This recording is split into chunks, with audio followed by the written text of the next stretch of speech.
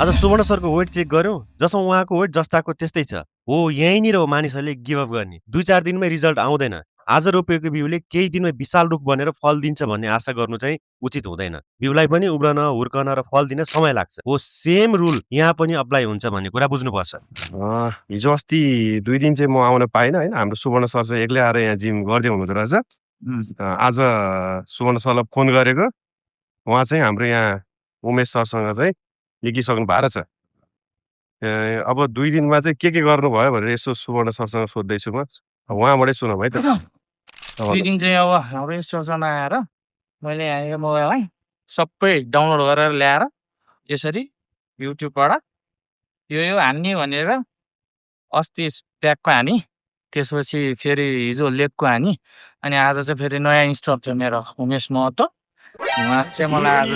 के अरे सोल्जरको हान्न सिकाउनु भयो अनि बिचमा आएर त्यहाँ अर्जुन दादाले सिकाउनु भयो त्यहाँ पनि हुनुहुन्छ अर्को नयाँ मर्निङ 2x इभिनिङ 2 legs समझ रहे हो ना मैले चाहिँ त्यसरी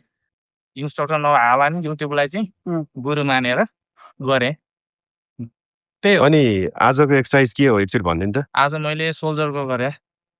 सुन्दर गर्नु अँ। सुन्दर के हानी मलाई केही पनि थाहा होइन सबै यसले हान्न जे हान्नु लाग्यो त्यति हान्ने हो उमेश सर यसमा केही बोलिदिनुहुन्छ कि उहाँ जतिको मैले आज्ञाकारी शिष्य काहीँ पनि देखाएको छैन जे गर भन्यो त्यही मात्र गर्ने है त्यो बाहेक गर्नु नगर्ने बरु सकभर बिगारेर गर्ने मिलाएर गर्ने है उहाँ हाम्रो यो जिमखानाको आज्ञाकारी शिष्य हुनुहुन्छ क्या बात है इसको अभी का अभी आईएएस घोषित कर दो गर्व छ मलाई उहाँमाथि उहाँ अवार्ड पाउन योग्य हुनुहुन्छ होइन उहाँ अवार्ड होइन एकचोटिमा 10-12 पाउनुहुन्छ त्यति कन्फिडेन्स छ मलाई चिन्दै नगर्नुहोस् झूठ बोल रहा है तू झूठ बोल रहा है